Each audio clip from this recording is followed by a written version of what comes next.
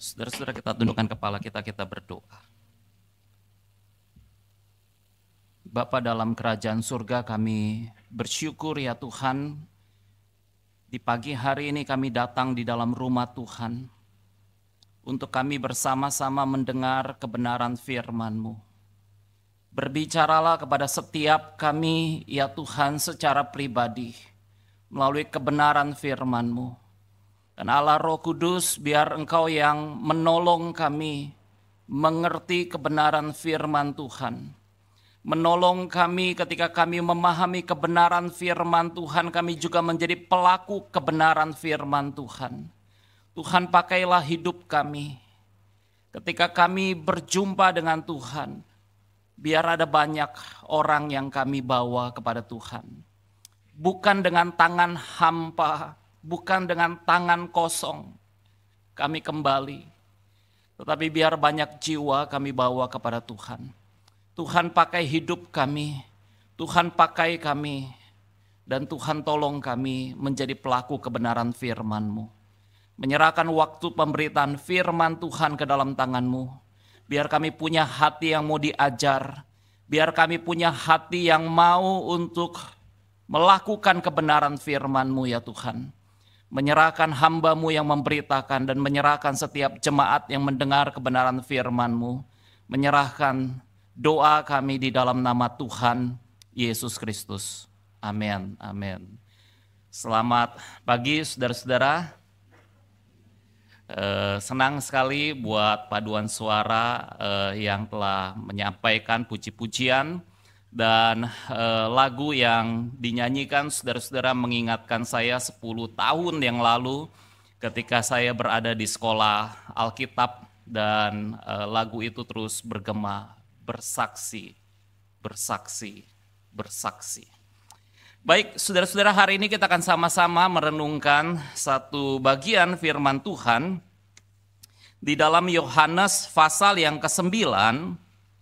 Yohanes pasal yang ke-9 ayat 1 sampai ayat yang ke-5. Yohanes pasal 9 ayat 1 sampai ayat yang ke-5. Dan kita akan membaca bagian ini bergantian, saudara-saudara. Saya membaca ayat 1, saudara ayat yang kedua, dan terus sampai ayat yang ke-5. Yohanes 9 ayat 1 sampai ayat yang ke-5.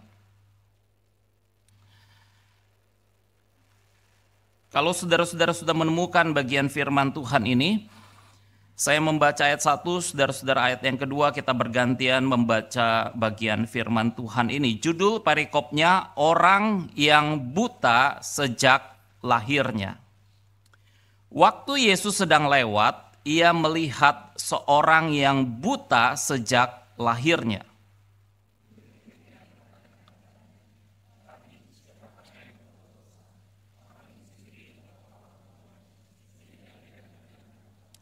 Jawab Yesus, bukan dia dan bukan juga orang tuanya, tetapi supaya pekerjaan-pekerjaan Allah dinyatakan di dalam dia.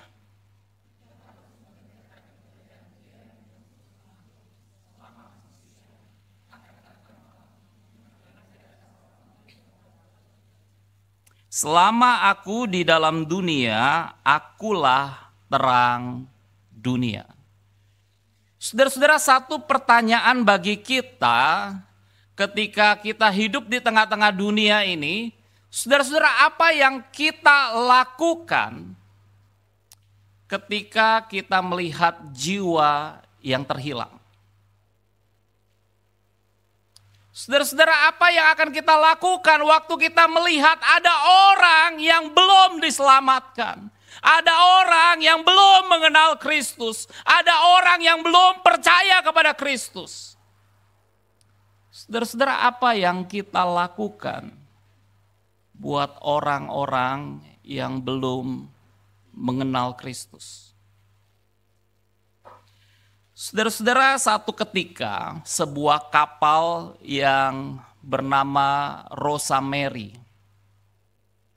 Saudara-saudara, kapal ini sedang berlayar di perairan, di laut Pasifik dan tiba-tiba kapal ini mengalami satu kejadian, satu peristiwa, satu keadaan di mana kapal ini terbakar. Maka saudara-saudara, kapal ini mengeluarkan sebuah berita ke tempat di mana yang bisa menyelamatkan. Mereka mengatakan, Mayday, Mayday, Mayday, tolong, tolong, tolong. Saudara-saudara, seruan daripada kapal Rosa Mary adalah mereka meminta pertolongan untuk ada orang-orang yang bisa menyelamatkan. Ada kapal, ada bantuan yang bisa menyelamatkan kapal laut yang sedang berlayar ini, yang sedang terbakar. Saudara-saudara, singkat cerita bahwa seluruh penumpang mereka menceburkan diri di tengah-tengah lautan yang begitu luas. Dan di tengah-tengah peristiwa kejadian kapal yang terbakar itu, saudara-saudara, maka lewatlah sebuah kapal yang bernama kapal Corpus Christi. Saudara-saudara, kapal ini lewat dan kapal ini adalah kapal yang begitu besar yang berpotensi menolong, menyelamatkan seluruh penumpang kapal Rosa Mary yang sedang mengalami kebakaran tersebut. Saudara-saudara, berita daripada pusat memberitakan bahwa kapal Corpus Christi mendekati titik koordinat di mana kapal Rosa Mary terbakar, dan kapal Corpus Christi diminta untuk menolong kapal Rosa Mary. Saudara-saudara, begitu panggilan ini diberitakan, sangat menyedihkan. Kapal Corpus Christi mempunyai 64 orang personel yang bisa menolong menyelamatkan seluruh penumpang kapal yang terbakar itu. Mempunyai 24 perahu penyelamat, skoci penyelamat yang bisa menolong orang-orang yang sedang tenggelam di dalam lautan itu. Tetapi saudara-saudara, apa yang terjadi dengan kapal Corpus Christi? Seluruh anggota mereka hanya duduk, menikmati kebaktian yang ada di dalam kapal itu. Dan hanya 6 orang dan 3 skoci yang diterjunkan untuk menyelamatkan orang-orang yang tenggelam. Seorang personel yang bernama Macmillan, saudara-saudara, dia diperhadapkan pada waktu itu menikmati kenyamanan di dalam kapal atau melakukan misi penyelamatan, menyelamatkan kapal Rosa Mary yang sedang terbakar. Saudara-saudara, ketika panggilan itu diberitahukan, ada kapal Rosa Mary yang terbakar, maka saudara-saudara, kapten atau petugas daripada kapal itu yang bernama Macmillan, dia terjun, dia menyelamatkan orang-orang yang butuh diselamatkan. Saudara-saudara, di akhir daripada cerita ini, banyak orang yang tenggelam, banyak jiwa yang tidak terselamatkan. Karena yang terjun hanya 6 orang dan 3 skoci yang digunakan untuk misi penyelamatan itu. Maka saudara-saudara, pertanyaannya kembali saya ingin bertanya kepada setiap kita. Apa yang kita lakukan ketika kita melihat jiwa yang terhilang, orang-orang yang belum mengenal Kristus? Apa yang kita lakukan? Saudara-saudara, hari ini Yesus mengatakan kepada kita bahwa kita harus mengerjakan pekerjaan Dia yang mengutus aku selama masih siang, karena akan datang malam di mana tidak ada seorang pun yang dapat bekerja. Saudara-saudara, kalau kita bertanya kenapa kita perlu bekerja selama siang, maka yang pertama hari ini kita renungkan, saudara-saudara. Tuhan memanggil kita untuk membawa terangnya di tengah-tengah dunia yang gelap ini. Setiap kita, saudara dan saya, dipanggil untuk membawa terang Tuhan di tengah-tengah dunia yang gelap ini. Saudara-saudara, dalam bagian firman Tuhan yang tadi kita baca, ketika Yesus mengatakan supaya kamu bekerja selagi siang, tetapi kemudian di ayat yang kelima Yesus mengatakan, akulah terang dunia. Saudara-saudara, Yesus mengatakan bahwa dirinya adalah terang dunia, terang yang sejati, terang yang akan mengubahkan kehidupan manusia yang ada dalam gelap, supaya mereka hidup di dalam terang. Saudara-saudara, apa yang Yesus lakukan ketika dia sebagai terang dunia di tengah-tengah dunia? Kita melihat konteksnya di dalam Yohanes pasal yang ke-9 ayat 1 sampai ayat yang ke-3. Di sana saudara-saudara kita menemukan ada seorang yang buta. Seorang yang dunianya gelap. Seorang yang tidak pernah bisa melihat. Seorang yang berada dalam kegelapan. Dan para murid bertanya, Guru, karena apa orang ini buta? Dan para murid hanya menjadikan orang buta ini sebagai objek pembelajaran mereka. Mereka bertanya, karena apa? Karena dirinya atau karena orang tuanya? Tetapi saudara-saudara, Yesus mengatakan, ada pekerjaan-pekerjaan Allah yang harus dinyatakan kepada orang buta ini.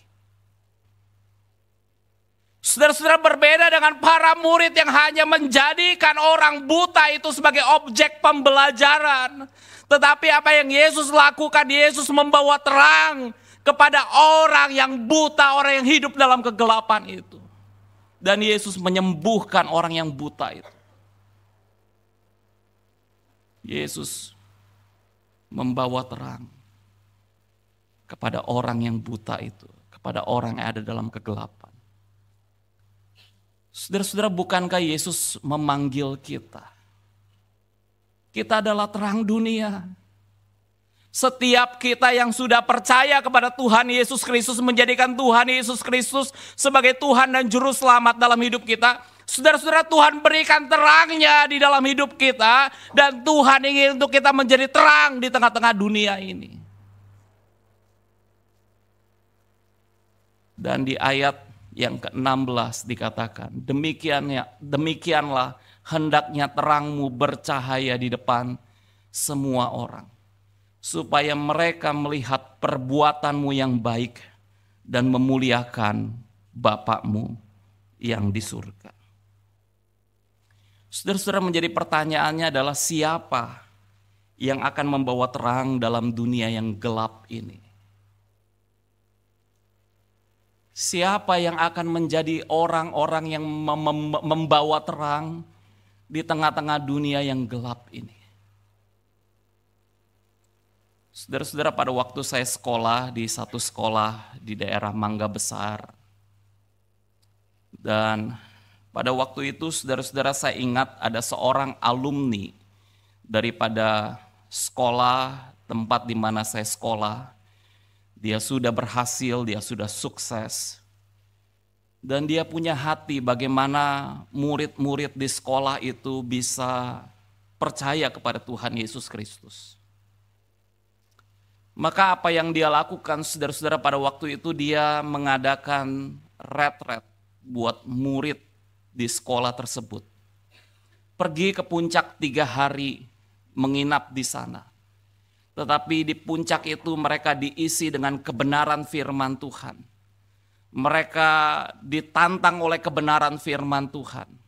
Mereka diberitakan Injil supaya mereka percaya kepada Tuhan Yesus Kristus. Saudara-saudara, pada waktu itu saya bersama dengan seorang alumni ini. Setiap minggu kita berdoa supaya jiwa-jiwa ini percaya kepada Tuhan Yesus Kristus. Berdoa supaya jiwa-jiwa ini mereka bertobat.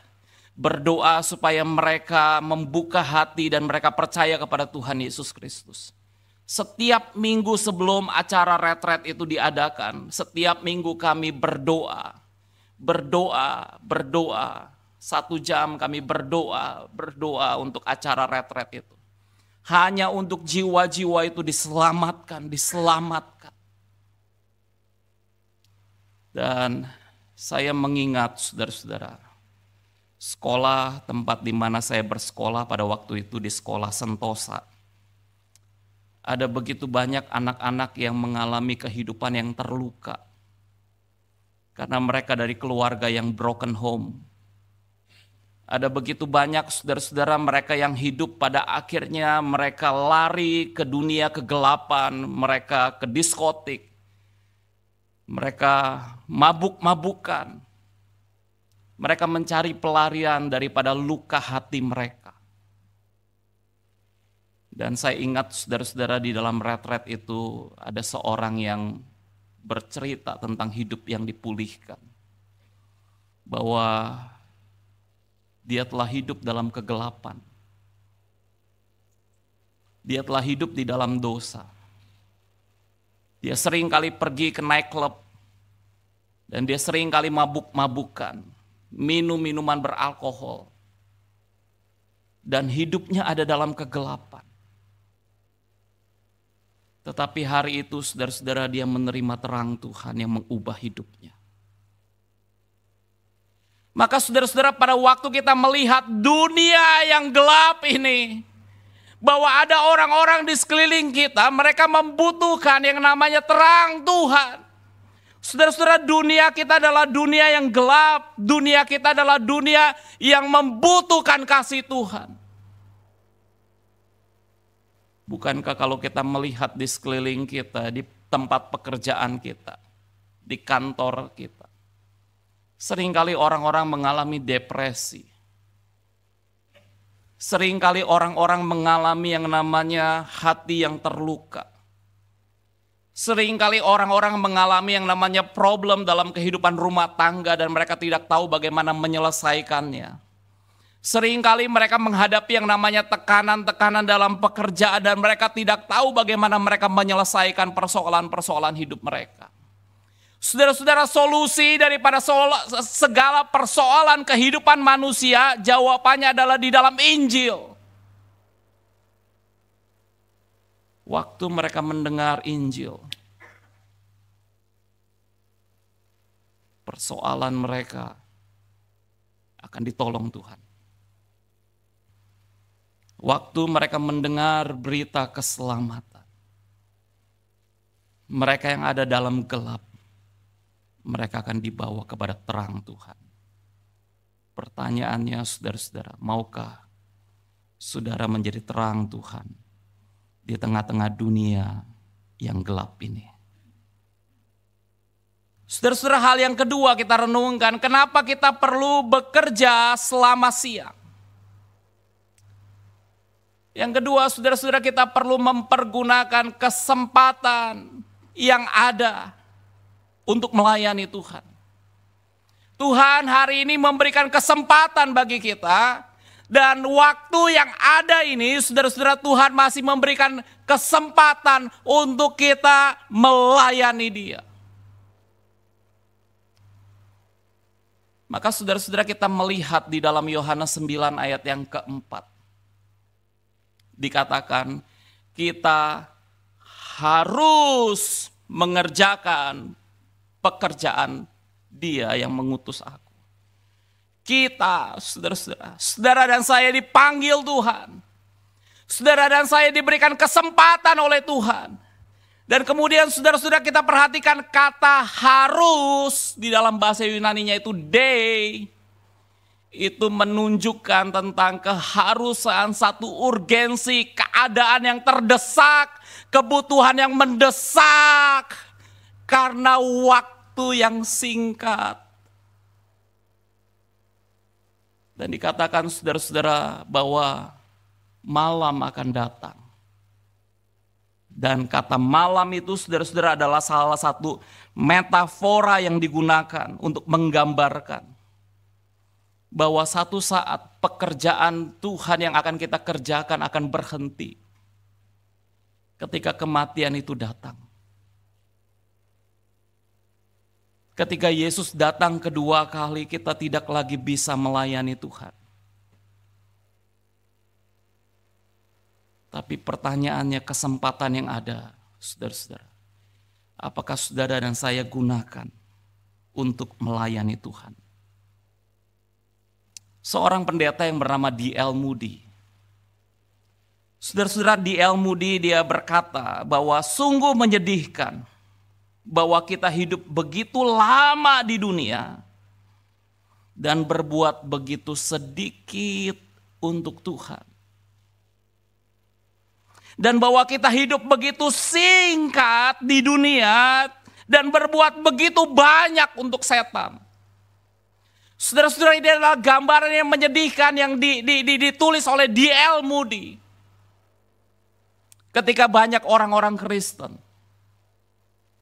mereka seharusnya ketika hidup di tengah-tengah dunia ini, mereka berbuat banyak bagi Tuhan. Menjangkau jiwa-jiwa bagi Tuhan. Memenangkan jiwa-jiwa bagi Tuhan. Melayani pekerjaan Tuhan. Saudara-saudara, inilah seharusnya yang menjadi tugas panggilan kita. Untuk kita melayani Tuhan. Ada seorang anak muda, saudara-saudara. Ketika dia masih muda, seorang pendeta mengatakan, anak muda, engkau masih muda, punya kekuatan, engkau punya kepintaran, layanilah Tuhan, kata sang pendeta. Tetapi saudara-saudara, apa yang dijawab oleh anak muda itu? Bahwa anak muda itu mengatakan, aku masih muda, aku ingin bekerja, aku ingin sukses, aku ingin berhasil. Maka saudara-saudara, anak muda ini bekerja dan dia berhasil dan dia menjadi orang yang sukses. Maka kembali pendeta mengatakan kepada dia, anak muda, engkau telah sukses, engkau telah berhasil, layanilah Tuhan. Tetapi anak muda itu, saudara-saudara, kemudian berkata, Pak Pendeta, saya ingin berkeluarga. Saya ingin punya anak. Maka saudara-saudara, dia menikah. Dan kemudian dia punya anak. Setelah dia punya anak, sang pendeta kembali berkata, anak muda, layanilah Tuhan. Tapi anak muda itu berkata, Pak Pendeta, saya sibuk. Ada keluarga yang harus saya tolong. Ada pekerjaan yang harus saya kerjakan. Saya tidak punya waktu untuk melayani Tuhan. Saudara-saudara, singkat cerita, anak muda itu dia menjadi tua. Dia sakit-sakitan. Dan maaf, dia terkena penyakit stroke. Maka sang pendeta kembali datang kepada anak muda itu. Dan bertanya, anak muda, bukan lagi anak muda tapi sudah tua. Bagaimana keadaanmu? Tapi dia berkata, aku ingin melayani Tuhan. Saudara-saudara, maaf.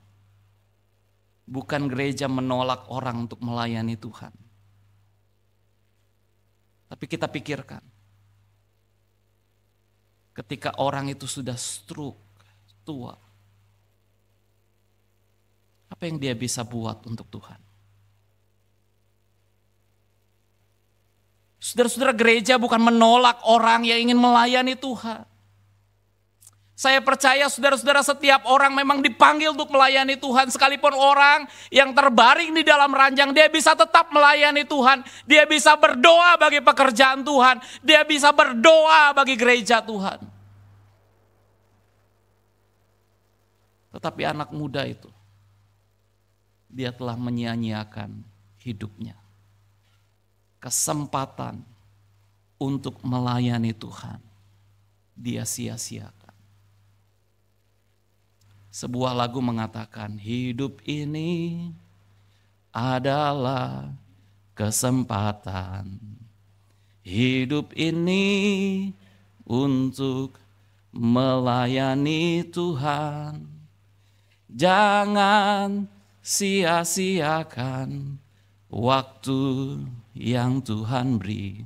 Hidup ini harus jadi berkat. Sudahkah hidup saudara menjadi berkat? Saudara-saudara, saya melayani di GKY Citra Raya. Dan Citra Raya adalah pos daripada gereja ini. Merintis dari awal sekitar 40 jemaat. Dan pada waktu itu saudara-saudara, Citra Raya belum menjadi pos, tetapi statusnya masih mimbar misi. Membangun terus pekerjaan Tuhan, melayani Tuhan, melayani Tuhan. Dan puji Tuhan, saudara-saudara, gereja ini bertumbuh. Dan di tengah-tengah pertumbuhan, saudara-saudara, maka ada begitu banyak hal yang perlu diatur. Dan salah satu kekurangan kami di dalam pemusik, kekurangan di dalam guru sekolah minggu untuk mengajar. Dan ketika kami membuka kebaktian umum yang kedua, saudara-saudara, kebaktian umum yang kedua dari sekitar 20 jemaat, kemudian naik ke 30 jemaat, hampir mendekati angka 40 jemaat, dan kemudian tidak ada sekolah minggu. Dan kami mengalami keadaan yang kalang kabut, saudara-saudara. Dan saya mendorong saudara-saudara yang tergerak untuk melayani Tuhan. Kalau Tuhan panggil saudara untuk melayani Tuhan, layanilah Tuhan. Biar hidup ini kita jadi berkat. Amin, saudara-saudara. Kita tundukkan kepala kita berdoa. Bapa, kami bersyukur buat kebenaran firman-Mu. Tuhan, pakai hidup kami untuk kami boleh menjadi berkat. Tuhan, pakai ya Tuhan hidup kami untuk melayani Tuhan, untuk menjangkau jiwa-jiwa bagi Tuhan. Kesempatan yang Tuhan beri, waktu yang Tuhan beri. Biarlah Tuhan memakai hidup kami, supaya kami menjadi berkat. Kami bersyukur buat kebenaran firman-Mu ya Tuhan. Kami berdoa, kami bersyukur di dalam nama Tuhan Yesus Kristus. Amin.